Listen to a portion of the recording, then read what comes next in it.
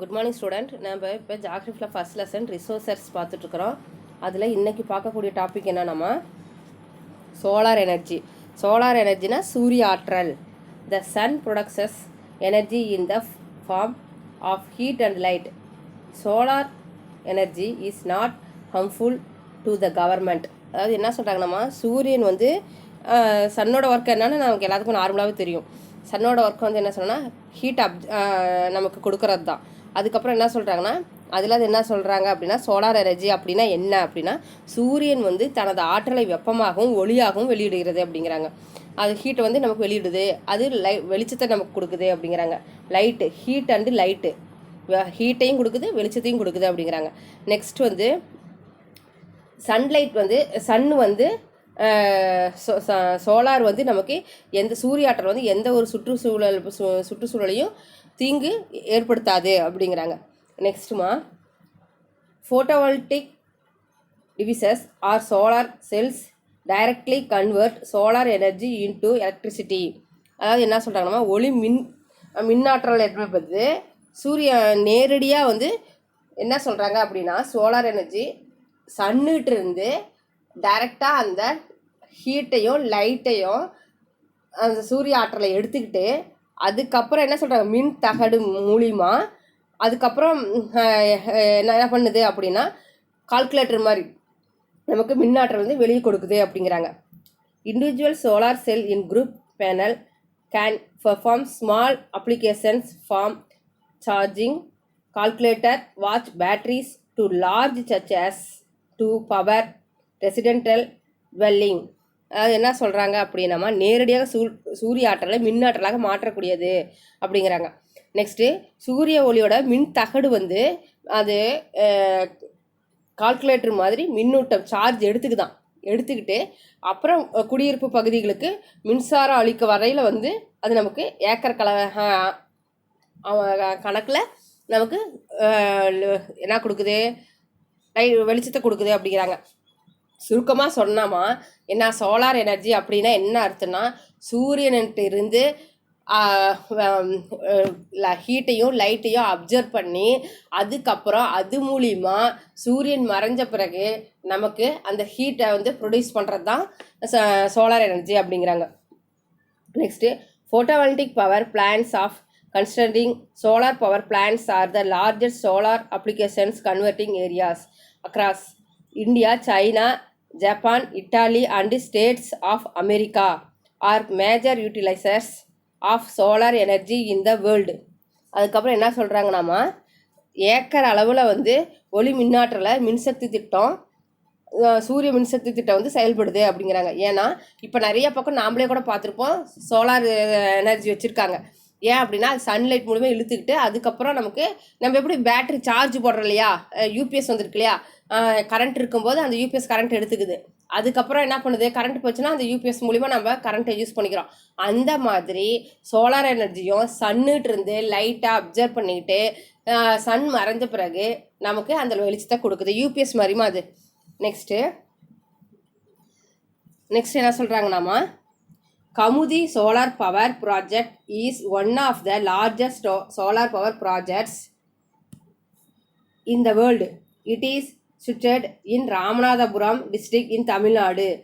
The Kamudi Solar Power Project was completed on 21st September 2016. Investment of this project is around 4,550 crores. This installment capacity of this project in 648 MW. அதாவது என்ன சொல்கிறாங்கன்னா, இந்த solar energy வந்து தமிழகத்தில் present நம்ம தமிழ்நாட்டில் ராமநாதபுரம் டிஸ்ட்ரிக்டில் கமுதி அப்படிங்கிற இடத்துல அந்த சோலார் சிஸ்டத்தை சோலார் எனர்ஜியை ஆரம்பித்தாங்க. இது வந்து உலகம் மிகப்பெரிய அளவில் ஒளி தரக்கூடியது திட்டங்களில் இதுவும் மிகப்பெரிய ஒரு திட்டம், உலகம் முழுவதும் ஏற்றுக்கொள்ளக்கூடிய ஒரு திட்டம் அப்படிங்கிறாங்க. இது வந்து 4,550 கோடி மதிப்புள்ளது அப்படிங்கிறாங்க. செப்டம்பர் 2016 தான் இது வந்து முழுமையாக நிறைவேற்றப்பட்டது அப்படிங்கிறாங்க. இது வந்து 648 மெகாவாட்டு உள்ள ப்ராஜெக்ட் அப்படிங்கிறாங்க. நெக்ஸ்ட்டு, விண்ட் எனர்ஜி காற்று ஆற்றல். Wind power is clean energy since wind turbines does not produce by any emitters. In recent years, wind energy has become one of the most economical and renewable energy technologies. அதாவது என்ன சொல்கிறாங்க, நம்ம காற்று என்பது ஒரு தூய்மையானது அப்படிங்கிறாங்க. இது வந்து டர்பன்கள், காற்றானது கேடு விளைவிக்கக்கூடியது கிடையாது அப்படிங்கிறாங்க. ஏன்னா ப்ரெசண்ட் அண்மை காலத்தில் காற்றானது மிகவும் சிக்கனமானவும் புதுப்பிக்கக்கூடிய ஆற்றலுமாக ஒன்று ஆயிடுச்சு அப்படிங்கிறாங்க. இப்போ நம்மளே வீட்டில் என்ன சொல்லுவாங்க, ஃபேன் பொல்லிக்கு போனால் கொஞ்ச நேரம் ஃபேன் ஆஃப் பண்ணு அப்படிங்கிறாங்க. வெய்ய காலத்துலலாம் என்ன பண்ணுவாங்க, கவர்மெண்ட்டே கரண்ட் ஆஃப் பண்ணிடுறாங்க. ஏன் அப்படின்னா நம்ம வந்து காற்றை வந்து சேமிக்கக்கூடிய சூழ்நிலையில் இப்போ நம்ம இருக்கிறோம் அப்படிங்கிறாங்க. த classic touch windmill harnessed the wind's energy hundreds of years ago. Modern wind turbines with the three blades dot the landscape today, turning wind into electricity. Major wind energy produced countries are United States, China, Germany, Japan, Spain, India, United Kingdom, Canada, Brazil. அதாவது என்ன சொல்கிறாங்க, நம்ம தொழில்நுட்பங்களில் இதுவும் ஒன்றாயிடுச்சு, காற்றை சேமிக்கக்கூடிய அளவுக்கு ஒன்றாயிடுச்சு. அதுக்கப்புறம் என்ன சொல்கிறாங்க, கிளாசிக் டச் வந்து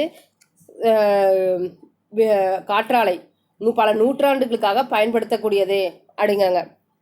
அப்பயே கொஞ்சம் பல நூற்றாண்டுகளுக்கு முன்னாடியே விண்ட் எனர்ஜி வந்து யூஸ் பண்ணியிருக்காங்களாம். விண்ட் எனர்ஜினா காற்றாலை. இப்போயும் நம்ம என்ன பண்ணுவோம், பொள்ளாச்சி சைடுலாம் போனீங்கன்னா நிறைய பார்க்கலாம், அந்த சைடு விண்ட் எனர்ஜி நிறையா இருக்குது அப்படிங்கிறாங்க. நெக்ஸ்ட்டு இப்போ வந்து 3 சக்திகள் கொண்ட நவீன விண்ட் எனர்ஜி வந்து யூஸ் பண்ணிகிட்டு இருக்காங்க. அதுவும் எப்படி சொல்கிறாங்க, மின்சாரத்தை யூஸ் பண்ணாமையே நம்ம அதை மேனுஃபேக்சர் பண்ணி யூஸ் பண்ணலாம் அப்படிங்கிற ஒன்று கண்டுபிடிச்சிருக்காங்களாம். அதுக்கப்புறம் கரண்ட்டை வச்சு ஒன்று யூஸ் பண்ணலாம் அப்படிங்கிறதையும் கண்டுபிடிச்சிருக்காங்களாம். அந்த மாதிரி பார்த்தா இதெல்லாம் விண்ட் எனர்ஜியை அதிகமாக யூஸ் பண்ணக்கூடியது, பயன்படுத்திகிட்டு இருக்கக்கூடியது எந்தெந்த நாடுகள் அப்படின்னு பார்த்தோமா, அமெரிக்க ஐக்கிய நாடுகள், சீனா, ஜெர்மனி, ஸ்பெயின், இந்தியா, இங்கிலாந்து, கனடா, பிரேசில், இதெல்லாம் வந்து விண்ட் எனர்ஜி அதிகமாக யூஸ் பண்ணிகிட்டு இருக்கக்கூடிய நாடுகள் அப்படிங்கிறாங்கம்மா. அதில் இங்கே பாருங்க, கீழே பாக்ஸில் கொடுத்துருக்காங்க, major wind farms in India.